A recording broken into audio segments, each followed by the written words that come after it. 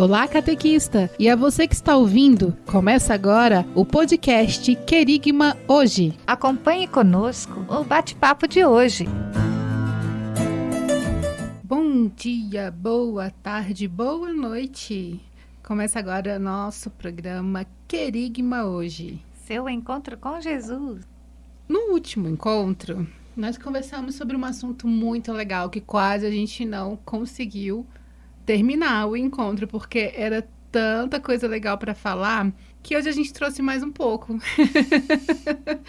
Semana passada nós falamos sobre a Bíblia, contamos algumas histórias, conversamos bastante. E hoje nós vamos falar sobre os evangelhos e suas histórias. Sim, e vamos começar hoje com a passagem bíblica? Vamos. Para ela dar aquele fruto, né? Aquele tempero. Está lá em Marcos, capítulo 1, versículos do 1 ao 8. Princípio da boa nova de Jesus Cristo, Filho de Deus. Conforme está escrito no profeta Isaías: Eis que envio o meu anjo diante de ti, ele preparará o teu caminho.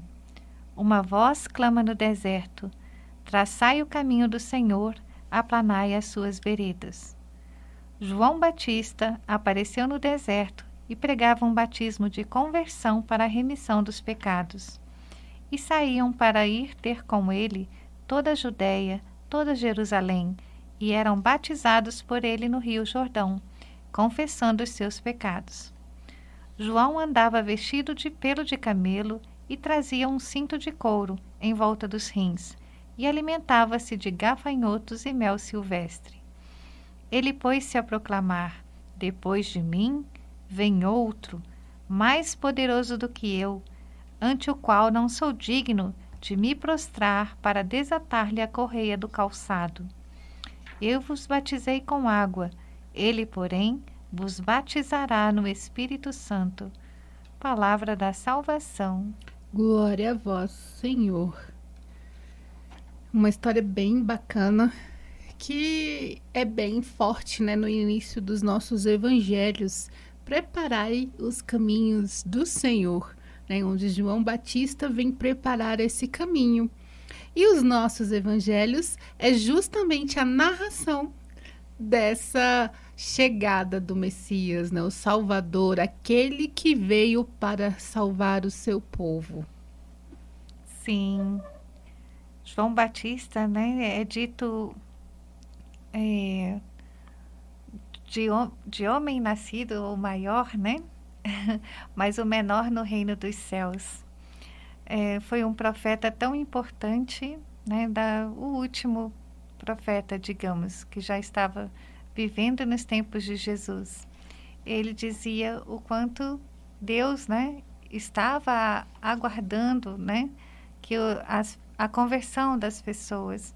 Eu acho que João Batista, ele vive tanto hoje, né, como viveu antigamente, nos alertando: convertei-vos, convertei-vos. Olhe lá as suas atitudes, né? E como antes, né, hoje também muitos não conseguem escutar, né, esse apelo à conversão. Mas Jesus plenificou, né? Ele deu voz final, né, aos profetas, a partir do momento que o próprio Deus se revelou. E os evangelhos que nós vamos conversar hoje são justamente o registro histórico, né? O registro não tem completamente tudo o que aconteceu, mas é o registro da vida desse Deus que se encarnou por nós, né? Que redimiu o ser humano e que nos levou para ele. E eu gosto muito de ler os evangelhos. Eu acho que é a parte da Bíblia, né, que mais nos toca. É verdade. Os cristãos consideram os 4 evangelhos como o centro do Novo Testamento. A palavra evangelho vem do grego, que significa boa nova. Entre os cristãos, passou a significar a mensagem de Cristo, aquilo que Jesus fez e disse. Atos dos Apóstolos 1:1. A Igreja reconhece 4 narrações dos evangelhos como inspirados e canônicas, que é o Evangelho segundo Mateus, Marcos, Lucas e João. Sim, o primeiro a ser escrito foi o Evangelho de Marcos, né? Apesar dele aparecer em segundo lugar aí no Novo Testamento. Mas aí depois, a partir deste evangelho, um pouco mais sintético, que tinha a missão de dizer Jesus é o Filho de Deus vivo, né? Que foram escritos depois Mateus e Lucas, juntando alguns outros trechos, né? De uma fonte que foi estudada naquela época, né? Agora, esses 3 evangelhos, eles guardam muita consonância, o tipo de narrativa, né? Então, eles são chamados evangelhos sinóticos, porque eles são mais parecidos, né? E o 4º evangelho, que é o Evangelho de São João, esse já foi escrito bastante tempo depois, lá por volta do ano 100, pelo apóstolo, aquele que deitou a cabeça no ombro de Jesus na última ceia, né? Aquele que estava ao lado de Nossa Senhora na crucifixão de Jesus e que a levou para casa para cuidar dela, né? E ali personificou todos nós, né? Nós somos os filhos de Nossa Senhora e ela é a nossa mãe, né? E esse São João, também autor do livro do Apocalipse e algumas das cartas católicas, é o evangelista do 4º evangelho, né? E esse evangelho, ele é um pouco diferenciado, né? Ele vai ali narrar a instituição da Eucaristia, ele vai falar de um Deus, de Jesus, de uma forma bem, talvez um pouco, não sei se vocês entendem, mística, né? Uma questão de, assim, não é só uma narrativa de história, ele agrega um valor transcendental maior, assim, eu acredito. No meu entendimento, eu não sei, eu sou não sou tão estudiosa assim, mas é um evangelho apaixonante, né? Ele, assim, ontem estávamos falando sobre, eu estava escutando, não falando, sobre a mulher no Evangelho de São João, né? A mulher Maria, a mulher pecadora, a mulher, assim, até a posição da mulher, o quanto tem uma parte dele que quando Maria vai visitar Jesus, ele fala assim, e a trata com o nome de mulher, né? Eu falei assim, poxa, mas Maria não merecia ser tratada de uma forma mais carinhosa, né? Aí a gente chega à conclusão, assim, que na verdade Jesus queria enaltecer a mulher e não rebaixar Maria. Né? Todas as vezes que ele se referia à mulher, foi no sentido de torná-la evidente que naquela época a mulher era sinônimo de zero à esquerda. Era uma sociedade totalmente patriarcal, né? Exatamente. E é interessante ter esse olhar também dessa diferenciação, né, dos evangelhos, cada linguagem, cada forma. Uma curiosidade para complementar o que a Lilian colocou, conforme uma profecia de Ezequiel e uma passagem em Apocalipse, que é Ezequiel 1, 4, 10 e Apocalipse 4, 6, 8, a tradição cristã dos séculos 2 ao 4 representa os evangelistas por símbolos ou figuras de animais da seguinte maneira. Mateus, representado pela figura de um homem, porque começou a escrever seu evangelho dando a genealogia de Jesus, que é a dimensão da obra-prima de Deus, a imagem e semelhança de Deus. Marcos, representado pela figura de um leão, porque começou a narração do seu evangelho no deserto, onde mora a fera, que é a dimensão da força, realeza, poder, autoridade. Lucas, representado pelo touro, porque começou a narração pelo templo, onde era imolado os bois, que é a dimensão da oferta. E João, representado pela águia, por causa do elevado estilo do seu evangelho, que fala da divindade, do mistério altíssimo do Filho de Deus, que a Lília acabou de falar para nós. Eita, que verdade, né? É porque quando eu era criança, eu recebi de uma professora uma mini Bíblia com alguns versículos. Eram, acho que uns 36 versículos, né? E assim, me deu tanto amor. E assim, quando eu achava um evangelho que tocava fundo, assim, aí eu ia olhar lá, achava um versículo que tocava mais fundo, aí eu via lá, João, assim, Cristo vive em mim, né? Assim, principalmente o capítulo 6º de João, na instituição da Eucaristia, quando ele fala que ele é um corpo, né? Que nós somos parte do corpo de Jesus, é muito tocante, nossa. Assim, realmente é uma união entre nós e Deus, entre Cristo e a Igreja, né? Entre o fiel e Jesus. É sempre assim muito aconchego, né? Reconhecimento da divindade de Deus. É verdade. E nós temos tantas curiosidades sobre os nossos evangelistas. Nós trouxemos mais algumas informações, né, para vocês. Bom, os estudiosos, né, os exegetas, né, como até nós comentamos esse nome no último encontro com vocês, né, no último bate-papo, nossa última conversa, ele, para explicar a formação do evangelhos, né, sinóticos, que a Aline já até falou, né, que são esses parecidos, afirma o seguinte: Marcos é o mais antigo dos nossos evangelhos, seguindo por Mateus e Lucas, independentemente um do outro. Acredita-se que é chamada de quê? Do alemão Keller, a fonte que teria sido uma fonte usada para compor justamente com o evangelho de Marcos, os evangelhos de Mateus e de Lucas.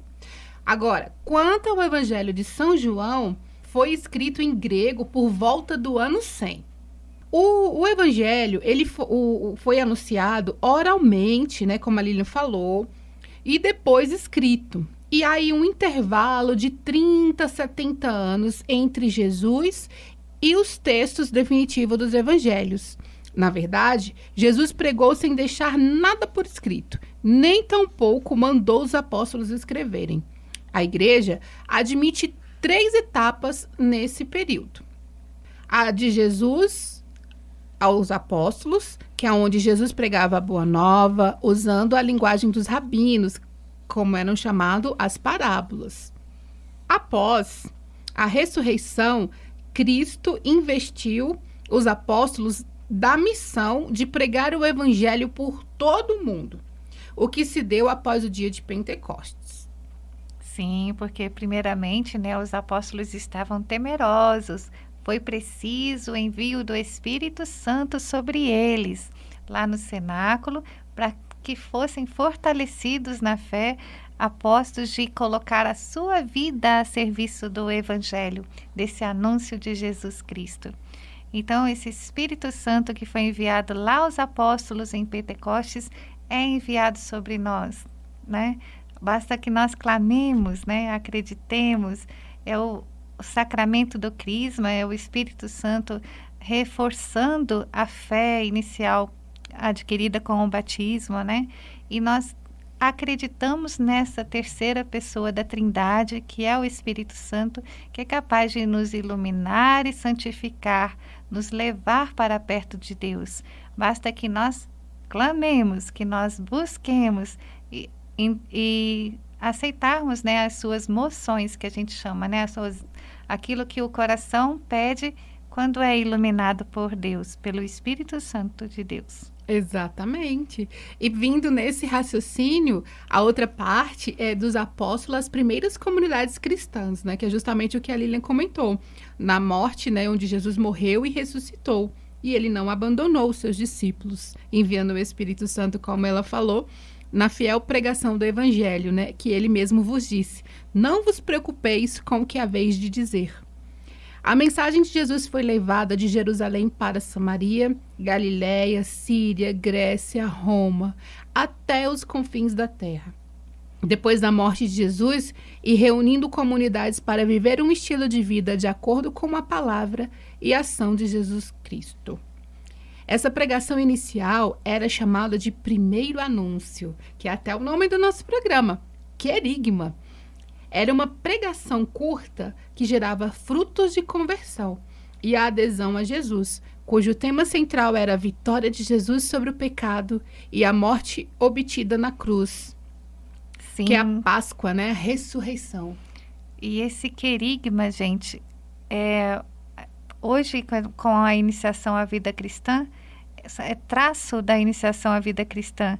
A gente não consegue avançar na fé se não tivermos passado por um querigma, por uma descoberta de Jesus, o Salvador, de uma reflexão, de uma vontade de assumir o cristianismo, de ser, né, discípulo, de integrar uma comunidade de fé, né, de desistir do nosso pecado e daquilo que nos afasta de Deus. E é o primeiro passo do querigma, né? Sem descobrir-se filho amado de Deus. Deus nos ama por primeiro, nos amou quando nos criou, nos ama hoje com os nossos defeitos, sempre estará nos amando e esperando. Então, a certeza desse amor que nos salva, que nos recria com dignidade para Ele, né? E também da presença nossa presença na comunidade, né? Através do perdão, através de uma reconciliação com Deus. Esse é o primeiro passo da iniciação à vida cristã e perpassa os outros passos também. Jesus sempre precisa ser anunciado, né? Quando ele deixa no final dos evangelhos, ide, fazei discípulos, batizando-os e evangelizando-os, né? Esse evangelho tem que ser levado todos os dias nas nossas catequeses, nas nossas casas, na nossa vida, através do nosso testemunho cristão. Exatamente. Seguindo nesse mesmo raciocínio, né, o evangelho também ele traz das primeiras comunidades cristãs aos evangelhos. Assim, os evangelhos são o espelho de catequese que era feita nas primeiras comunidades cristãs. Essa pregação chamava-se didaquê. Nela estava incluído o conteúdo do querigma, passando, porém, a uma formação cristã mais profunda para aquelas comunidades. O Sermão da Montanha é um exemplo clássico da didaquê. Sim, a didaquê existe, né, em livro, mas também existe na internet, em PDF, e quando você vai ler, assim, é tão legal ver, assim, correspondências, né? A igreja permanece fiel a algumas coisas, a sua essência, né? Então, ela pedia ali uma conversão de vida aos catecúmenos, e quando se dizia, né, que estavam ali conhecendo a fé cristã e se moldando, e se realmente entrando a fundo nesse jeito de ser, né? Que Cristo, ele inaugurou não uma nova religião, ele era um judeu, mas a forma de viver a religião de Cristo era um pouco diferente, né? Aliás, um pouco não, completamente diferente do que os judeus, digamos, da religião oficial que existia em Israel naquele tempo, né? Era uma proposta de perdão, era uma proposta de ir além no amor, né? O Sermão da Montanha, então, ele é as bem-aventuranças, né? É como se fosse uma reedição, né? Um reescrito dos 10 mandamentos.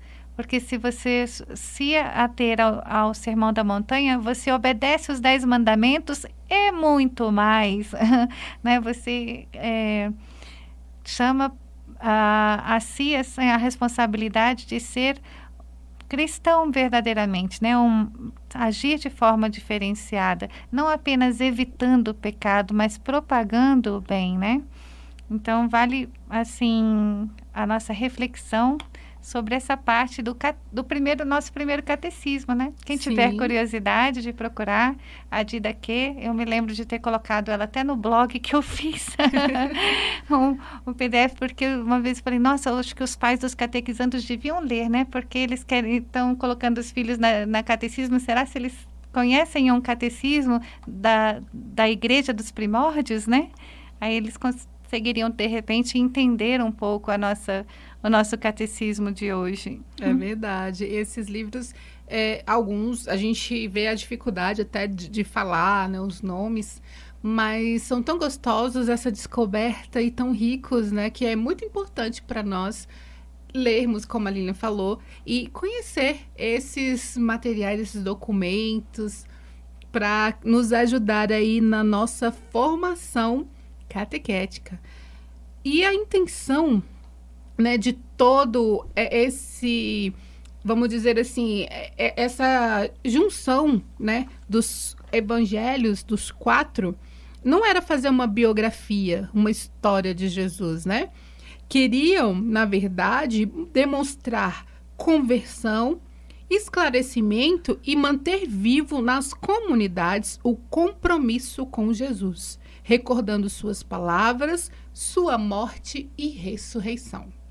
E pelos 4, devido ao fato de serem semelhantes, a igreja reconheceu oficialmente como os evangelhos aceitos mesmo pela igreja, colocando eles como essa palavra principal da vida do Senhor.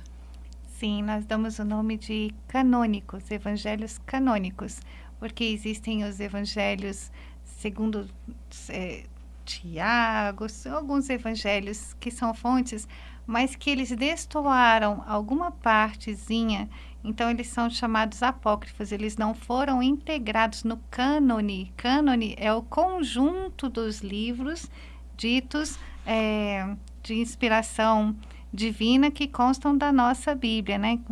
Tanto quando a gente fala canônico, quer dizer que ele está dentro da Bíblia, dos evangelhos canônicos. Olha que bacana. Eu trouxe também para ajudar uma referência bibliográfica de um livro muito interessante, chamado A Palavra de Deus em Palavras Humanas, para ler e compreender as Escrituras, da autora Maria de Lourdes Correia Lima, Edições Paulinas. É um livro muito interessante, pequeno, que ele vai nos ajudar a trazer esse gosto, essa paixão por entender aí a sensibilidade literária da Bíblia, né? Esses conceitos.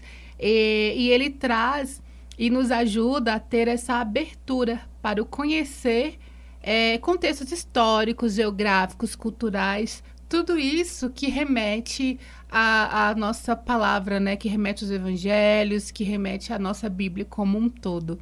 Então, eu deixo como dica para lermos e nos ajudar aí na missão da catequese. Sim, sempre bom saber de bons materiais, né, Débora? Eu trouxe uma historinha, eu sempre vou trazer, né, nos nossos próximos bate-papos, porque ela, né, sempre ajuda a gente nessas reflexões e também nos ajuda na catequese. Nós que trabalhamos com crianças, jovens e adultos, né, nós somos já contadores natos de parábolas, e eu sempre que nós pudermos, a gente vai trazer aqui nos nossos bate-papos uma parábola para refletir. Eu contei essa, inclusive, na turma, foi muito interessante a reflexão. Ela chama-se Milho Bom. Essa é a história de um fazendeiro que venceu o prêmio Milho Crescido. Todo ano, ele entrava com seu milho na feira e ganhava o maior prêmio. Uma vez, um repórter do jornal o entrevistou e aprendeu algo interessante sobre como ele cultivou o milho. O repórter descobriu que o fazendeiro compartilhava a semente do milho dele com seus vizinhos. Como pode você se dispor a compartilhar sua melhor semente de vinho com seus vizinhos, quando eles estão competindo com o seu a cada ano? Perguntou o repórter. Por quê? Disse o fazendeiro. Você não sabe? O vento apanha pólen do milho maduro e o leva através do vento do campo para campo, de campo para campo. Se meus vizinhos cultivam milho inferior, a polinização é o degradar continuamente a qualidade de meu milho. Se eu for cultivar milho bom, eu tenho que ajudar meus vizinhos a cultivar milho bom. Ele era atento às conectividades da vida. O milho dele não pode melhorar a menos que o milho do vizinho também melhore. Assim também em outras dimensões. Aqueles que escolhem estar em paz devem fazer com que seus vizinhos estejam em paz. Aqueles que querem viver bem têm que ajudar os outros para que vivam bem. E aqueles que querem ser felizes têm que ajudar os outros a achar a felicidade, pois o bem-estar está em cada um ligado ao bem-estar de todos. A lição para cada um de nós é que, se formos cultivar milho bom, nós temos que ajudar nossos vizinhos a cultivar vinho bom. E assim é a palavra de Deus, né? Às vezes a gente fica se perguntando, né? Poxa, é tantas coisas difíceis e tudo, mas a partir do momento que a gente começa a entender, a vivenciar, consequentemente as nossas ações vão mudar com os outros. E a gente começa a semear esse milho bom, a espalhar o milho bom, né, a converter, a entender. E quando Cristo veio, né, pensando em toda essa reflexão que nós fizemos, eu lembrei muito dessa passagem, porque a gente vê o Senhor como, né, esse milho, conversando, né, com os outros, distribuindo sementes de algo diferente, né? Nós até colocamos de uma nova religião que as pessoas não entendiam. E sempre ficava cercado, como esse repórter, dos rabinos à época, né? Dos doutores da lei, que ficavam questionando Jesus Cristo, né? Por que você faz isso, né? Por que você está nos... Tentando amar ciladas, né? Para Jesus. Nossa, linda a história que você trouxe, né? É um compartilhar que multiplica, que seja aquele fermento na massa, né? E seja chegar ao próximo o amor, para que ele se contagie com esse amor, né? Sim. E Jesus, ele é contagiante mesmo, né? Ele é, assim, Deus capaz de iluminar e de ser... modificar uma vida e de trazer a pessoa para uma vida nova, uma vida feliz, uma vida com sentido. Eu acredito hoje está tendo muito uma crise de sentido. As pessoas não querem ser boas, não querem às vezes ser nada, ou às vezes estreitam a sua visão de mundo, né? Para ser assim, digamos, ganhar dinheiro, né? Eu recebi até um vídeo pelo WhatsApp de um frei amigo meu, e que um senhor de 94 anos estava falando que ficou milionário, mas os filhos herdaram a empresa e nem mais vem o pai, se mudaram do país. Ele está por conta de uma cuidadora, de uma enfermeira, né? Os netos não sabem falar o português e ele não entende a língua que os netos falam. E não se visitam pouquíssimo, uma vez por ano, ou, né? Então, cada um cuidando do seu quadradinho, né? Então, assim, por mais que pareça que o dinheiro é o que vai ser feliz, vai tornar feliz, para ele foi enganador. Ganhar muito dinheiro foi enganador no momento que tirou dele as pessoas que poderiam estar próximas nesse momento, né? Na sua senilidade, né? No seu envelhecimento. Então, que a gente saiba dar os valores certos às coisas certas. E para isso a gente precisa de Deus, porque senão a gente facilmente dá valores errados, digamos assim, né? E não se mune desse amor, porque Deus é amor. E se a gente tiver o amor, ele vai valer muito mais do que o resto, né? Com certeza. Exatamente. E assim se faz, né? A jornada dos 4 evangelistas, né? Contando aí esse amor, essa narrativa e espalhando essa semente boa para os vizinhos, amigos e companhia. Então, que pensando nisso, né? Nós vamos encerrar o nosso programa. Já estou com saudades. Mas encerrar apenas o bate-papo de hoje.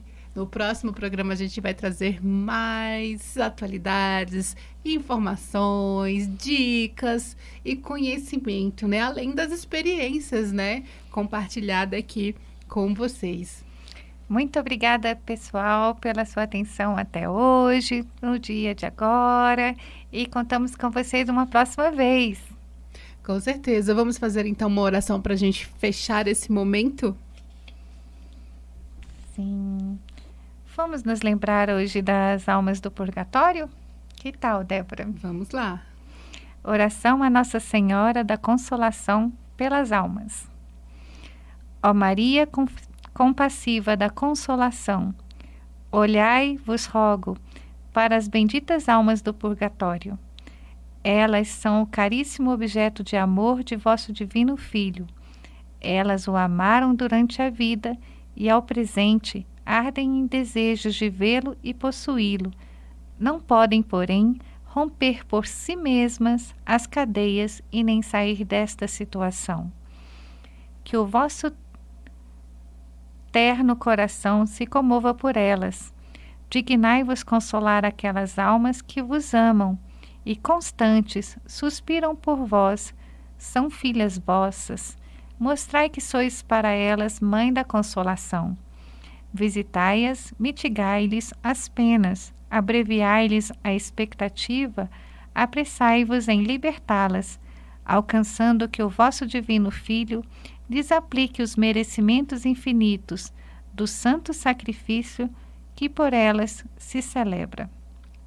Pai nosso, que estais nos céus, santificado seja o vosso nome, venha a nós o vosso reino, seja feita a vossa vontade, assim na terra como no céu.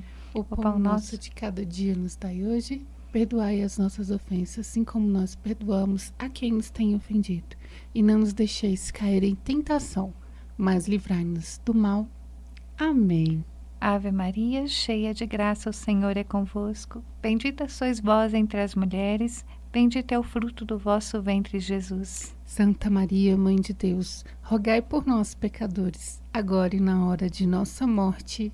Amém. Glória ao Pai, ao Filho, ao Espírito Santo. Como era no princípio, agora e sempre. Amém. Amém. Então esse milho bom hoje se espalhou para as almas do purgatório. Gente, as nossas orações pelas almas do purgatório são muito importantes. É uma devoção que está um pouco caindo em desuso, né? Mas com a nossa oração nós podemos ajudar a chegar no céu. E assim, lá do céu, ela também vai nos auxiliar por aqui, para que o nosso caminho seja também um caminho correto, né? Então, vamos sempre rezar e nos lembrar nas missas ou à noite, tudo, de pedir pelas almas do purgatório, para que a glória de Jesus, né, que Nossa Senhora, como nós rezamos hoje, possa ajudá-las, né, a percorrer o caminho de purificação que no final alcançará a Deus. É verdade. Eu lembrei agora de Tiago Alberione, bem-aventurado, né, que ele, eu sempre falo dele porque ele é o fundador, né, o padre fundador da família paulina como um todo, né? E ele dizia uma frase interessante: o Senhor vai acendendo luzes quando vamos precisando delas. Então, a oração nas almas dos purgatórios é essas luzes que as pessoas precisam e que nós também devemos acender por elas. Amém! Até o próximo programa. Fiquem com Deus. Até a próxima, pessoal. Tchau, tchau.